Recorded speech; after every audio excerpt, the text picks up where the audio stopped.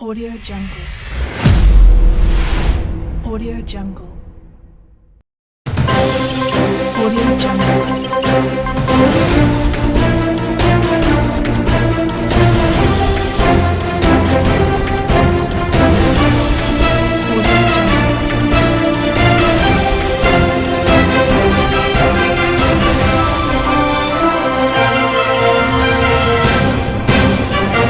राजस्व एवं भूमि सुधार विभाग की अध्यक्षता में प्रमंडल स्तरीय समीक्षात्मक बैठक का हुआ आयोजन।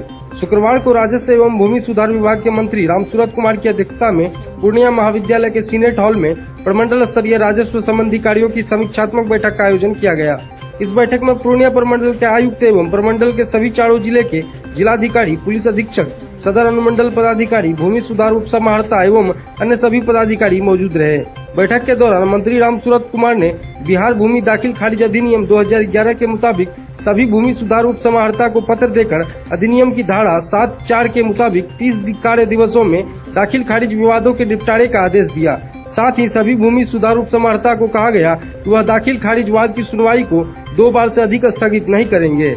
बैठक के उपरांत पत्रकारों को संबोधित करते हुए मंत्री रामसूरत कुमार ने बताया कि आज के बैठक का मुख्य उद्देश्य था कि प्रमंडल स्तर पर सभी जगहों पर विभागीय अधिकारियों द्वारा किस प्रकार के से कार्य का निष्पादन किया जा रहा है, उसी की समीक्षा की गई।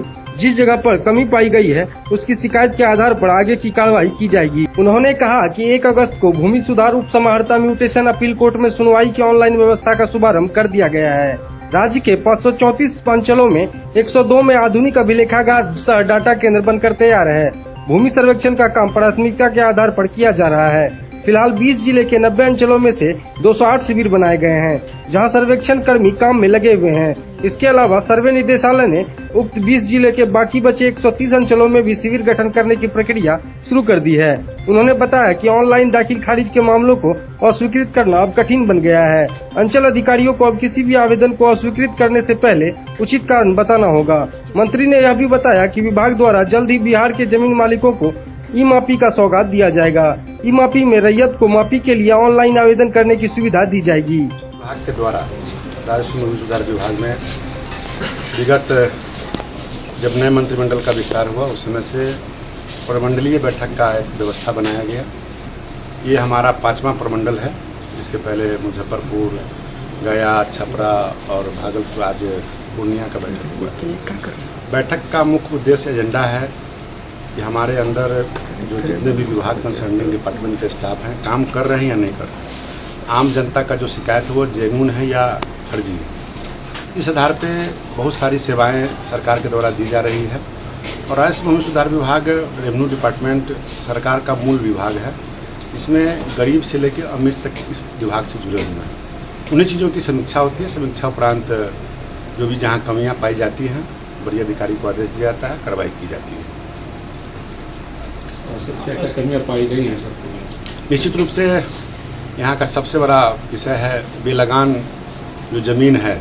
पूर्व में ज़मींदार लोग अपना ज़मीन स्वतः इच्छा से जाहिर करके जैसे भी हो उन्होंने बेलगान कर लिया और यहाँ सर्वे हुआ नहीं या म्यूनिसिपल सर्वे हुआ। लोगों का जमाबंदी कुछ फर्जी भी कायम है जो बिल्कुल गलत है और बहुत जल्द इस पर हम लोग कोई नया टीम बना के भेजा है और निश्चित रूप से मैं विश्वास दिलाता हूँ कि जो भी उचित और वाजिब होगा सर्वे के दरमियान इसको बहुत सारा प्रॉब्लम को सॉल्व हम लोग करेंगे।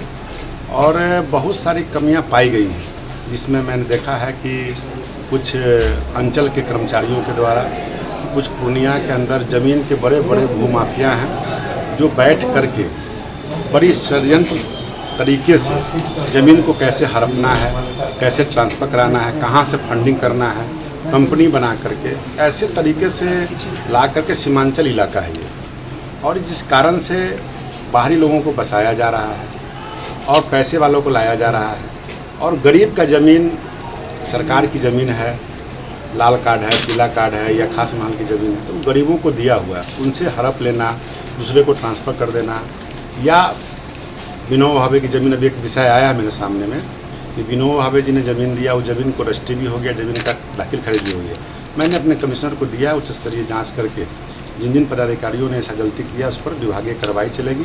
अगर बलंडर किया होगा तो निलंबित भी किया जाएगा। तो ये इस तरह की जानकारियाँ मिली हैं और कुछ हमारे स्टाफ की कमी होने का भी लोग नाजायज़ फ़ायदा उठा रहे हैं। तो मैं इस पर जल्द अपने विभाग के प्रधान सचिव भी यहाँ बैठे हैं, निश्चित रूप से बहुत जल्द हमारे यहाँ कर्मचारी की बहाली की प्रक्रिया पूरी कर ली जाएगी। अंचल अमीन की प्रक्रिया है, राजस्व अधिकारी की प्रक्रिया, ये सारे सब ऑन पाइपलाइन आ गया है। सब बहुत हमको लगता है 1-2 महीने में सब आ जाएगा। इस कारण जब सभी सेटलमेंट हो जाएंगे तो कुछ तो समस्या कमेगा। कुछ कर्मचारी जैसे रुपौली, एक अजीत झा, संतोष झा और कुछ महेंद्र सियाई है, ये सब का नाम मेरे सामने आया है। हमने सबके ऊपर जांच बैठाया है। जांचों उपरांत कोई 3 साल, कोई 4 साल, कोई 5 साल से उसी जगह बैठे हैं। कुछ लोग अपने ग्रामीण इलाकों में जाकर पोस्टिंग करा के बैठ गए। ऐसे लोगों पर इमीडिएट हमने तत्काल प्रभाव से आदेश दिया है। कल के ही आज मीटिंग समाप्त होने के बाद उसका फाइल निकाल करके उसको इमीडिएट दूसरे सुदूर इलाके में देना है।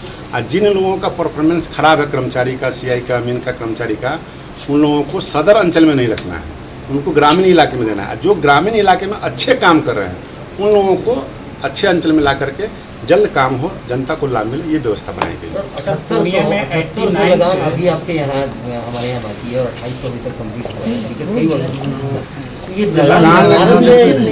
लगान निर्धारण में बहुत सारा टेक्निकल प्रॉब्लम आता है, कोर्ट के इशूज है। और उसमें हमने एक कमेटी बना दी है जिसमें डीसीएलआर वगैरह या एडीएम उस पावर को ताकत के बदौलत नहीं फंसने का डर उनको रहता है, वो नहीं करना चाहते थे। शीर्ष विभागीय स्तर पर हमने कमेटी बनाई है जिसको भेजा, ऑर्डर आया है। आपके डीसीएलआर तो यहाँ पे करना ही नहीं चाहते हैं, क्यों नहीं करना नहीं, चाहते? पूर्णिया डीसीएलआर का समस्या आया है, नहीं करना चाहता। एक चीज़ और भी हम करना चाहेंगे। अभी हमने जो देखा है, अपने विभाग के पदाधिकारी भी बैठे हैं कि सीओ कहता है कि हम भेज दिए हैं और डीसीएलआर कहता है कि हमको नहीं दिए हैं। इस खेल में बहुत काम खराब होता है। तो एक ऐसा भी उसको ऑनलाइन सिस्टम बनाने जा रहे हैं। डीसीएलआर का हम लोगों ने अभी बनाया है, उसका ऑनलाइन कोर्ट होगा, उसका मॉनिटरिंग होगा, ऑनलाइन फ्रेंडली। हम लोग नेट जो सर्वर डाउन रहता था, फ्रेंडली हम लोगों ने मोबाइल से भी आप सब मॉनिटरिंग करेंगे। उसने एक पोर्टल बनवा करके कि जो निचले अदालत, जैसे हम लोग का कोर्ट चलता है, सीओ का है, एडीएम का है, डीसीएलआर का है, डीएम का है, कमिश्नर का है और बीएलटी का है, तो वो भी सीओ कब फॉरवर्डिंग किए और डीसीएलआर उस पर कब तक सुनवाई नहीं की। अब तो हम लोगों ने समय सीमा निर्धारित कर दिया कि जो म्यूटेशन का जो मामला है, जो 30 दिन के अंदर उनको क्लियर करना है, तो 2-2 साल तक भाई डीसीएलआर हाकिम साहब ऑर्डर पे रख लिए, 2 साल तक नहीं कर रहे हैं। उनके मन मुताबिक अगर डिसीजन नहीं हुआ तो नहीं हुआ, तो अब वो मनमानी नहीं चलेगी। तीनों नहीं बैठेंगे, अपने अपने अधिकार क्षेत्र से काम करके फाइल को आगे बढ़ाएंगे।